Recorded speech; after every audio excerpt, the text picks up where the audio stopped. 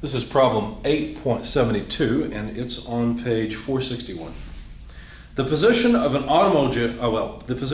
automobile jack shown is controlled by a screw ABC that is single threaded at each end. So at the right hand end A, the thread is, at the left side, the thread is right-handed, and at the right side at C, the thread is left-handed, so that when you turn in one direction, the 2 points move closer together. Each thread has a pitch of 2.5 millimeters and a mean diameter of 9 millimeters. If the coefficient of static friction is 15%, determine the magnitude of the couple M that must be applied to raise the automobile. Let me draw a schematic of the system. So here's ground. Essentially, the jack can be represented by something that kind of looks like a truss with a 6,000 Newton load on the top, where these 2 points are held together by a screw thread that must be turned, and I'm going to indicate the moment as a double-headed arrow, and note this is what we're trying to find. So to figure out which way we're twisting it, put your thumb of your right hand in the direction of the double-headed arrow, turn your fingers in the direction they naturally go, and that's the direction of rotation of this screw. Not that it really matters, the point is that each point is being pulled closer together by that turning action. Notes about the screw thread itself. The pitch of the screw thread is 2.5 millimeters. That means the distance between adjacent threads on this device, on this screw thread, that distance is the pitch. And it would measure 2.5 inches. You get out your caliper, I'm sorry, I said 2.5 inches, I meant 2.5 millimeters. You get out your calipers and measure from thread crest to thread crest, or peak to peak, or whatever you want, valley to valley, you'll get 2.5 millimeters. The friction coefficient between the nuts on the end and the screw thread is 15%. And then finally, the diameter of the screw thread, I use a little d, that is 9 millimeters. Okay. The first thing I did is begin with a free body diagram of the upper section. So we've got 6,000 Newton force here. You've got to understand that these members are all two force members because they're just pivoted at either end. And so whatever the load is in these members, it'll lie axial along the length of the member. And because of symmetry, AD and DC will be equal to each other. So if we sum forces in the vertical direction, using a typical XY coordinate system, what we'd find pardon me, is a negative 6,000 newtons acting downward, plus 2 times the vertical component of the forces acting upward. That sum is 0. Now ADY would be AD multiplied by what? Well, they gave us an angle in here, and I didn't write it down. The angle is 20 degrees, whether you look at it here, over here, over here, over here, it doesn't matter. It's a 20-degree angle, so we can use that. So basically, we've got a 20-degree angle in here that we can use to figure out the vertical component of AD. Well, that's just a sine relationship. So AD times sine of 20 degrees would be ADY. If we take the 6,000 newtons to the other side, divide by 2, we'd have AD sine of 20 degrees equals 3,000 newtons. And so AD must be 3,000 newtons divided by sine of 20 degrees. Plug that into your calculators and you get about 8,771.41 newtons. That's not really what I'm interested in. If you think about it, what's happening is the screw thread is pulling these 2 points together with force. I'd like to know what that force is. Okay. If I make another free body diagram showing that force, let me call it F sub A. In fact, let me make it red for the sake of human factor psychology here. The force on point A, well, we already know that AD is in compression, like this. We also know, just from looking at it, that the member down here, which is AE, must also be in compression. And again, because of symmetry, AD and AE are equal. So now if we sum forces in the horizontal direction on this body, we'd have FA minus ADX, well, two of them, equals 0. So FA must be equal to 2 times ADX, but ADX would be AD times the cosine of 20 degrees. We know what AD is, it's still in our calculator. Let's multiply it by 2 and then cosine of 20 degrees. When you do that, you'll find that FA is about 16,484.86 newtons. Quite a load. So there's the force on the screw. Now we don't care about the jack anymore. What we care about is the fact that the screw thread has a force resting on each nut of that much, 16,484.86 newtons. Quite a load. Now let's focus on the screw thread. The way we analyze screw thread is by imagining that we take the screw thread and let's turn it vertically so we can think about it. And let's look at these screw threads and let's take one and unwrap it. And when we unwrap that thread, we wouldn't see this line necessarily, or this one, but this distance would certainly be the pitch because this is a whole thread unwrapped. So it's the distance from one thread to the next. That's the pitch. The distance from here to here, well, that would just be the perimeter of the screw thread, pi d, at the pitch, according to what they said. We don't really care about the length of this side. What we care about is that the nut threads act sort of like a box on an inclined plane with FA trying to back drive them. And what we have to do is apply a force. Now that force will be applied by this moment. We'll figure out what that is in just a second. But we have to apply a force up the ramp to get the box to move up the ramp. Now, there's a normal force and a friction force trying to resist us so that the total resultant will be off at an angle like this. Let's just call the resultant R. And let's think about that resultant.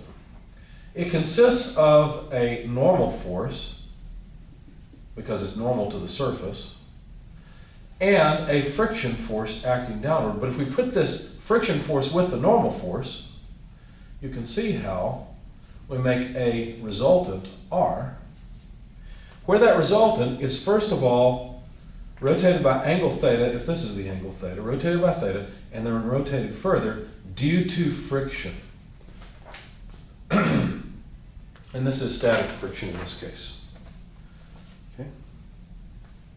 So that resultant is at an angle of theta plus phi s. Well, what are these two?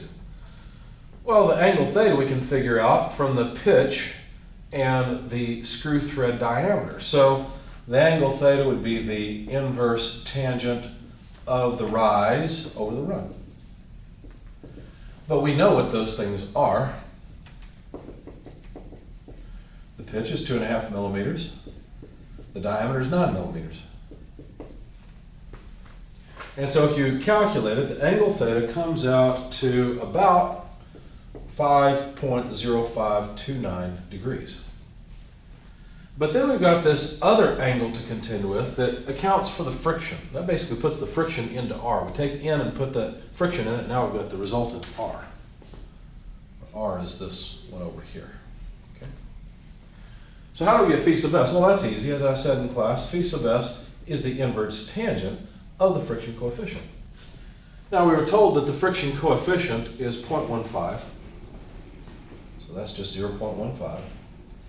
And so the angle of the angle of the inverse tangent of 0.15 comes out to about 8.5308 degrees. Now I had my calculator set in degrees, so it gave me back answers in degrees. So the total angle from vertical to R is just theta plus phi s, and that comes out to about 13.5837 degrees. Good enough. I rounded off both numbers, both angles, but that's what we really need. All right. We don't need this force anymore. The force in that link AD is no longer interesting to us, so let's erase that. What we really need is FA, because that's a force applied to the screw thread, or that the screw thread applies. So really, FA acts like this. But notice that it goes through the shaft and ends up being resisted by the nut. Okay, so those two together, this would be FA over 2 and this is FA over 2. But that's not really important. What's important is that this free body diagram represents what's going on between the nut and the thread. So we know the angle of R from vertical. This angle is theta plus phi sub s. We've already got that angle. So if we sum forces on that free body diagram in the horizontal direction, we'd have Q, FA doesn't appear, minus Rx equals 0. So Q is equal to R, but we need the x component. Well, the x component would be the cosine side, in this case, of theta plus phi s. And let's leave that, well, let's do one more thing. Let's say then that R is therefore Q divided by cosine of theta plus phi s. If we sum forces in the vertical direction, we'll get negative FA. Q won't enter it, but the vertical component of R will. So Ry equals 0.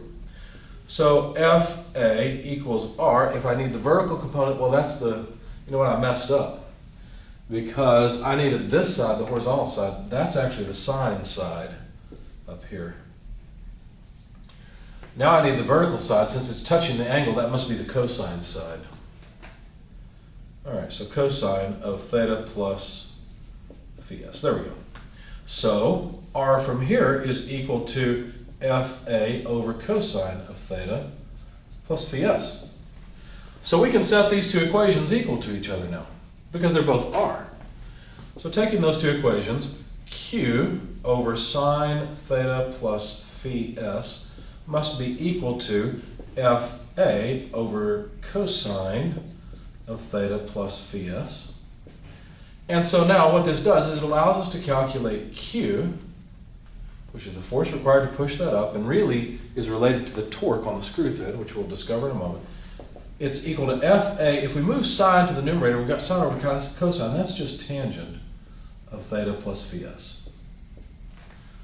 So since we know theta plus phi s and we know FA is 16,000, etc., I just plugged it in and calculated QA and came out to about 3,983.13 newtons.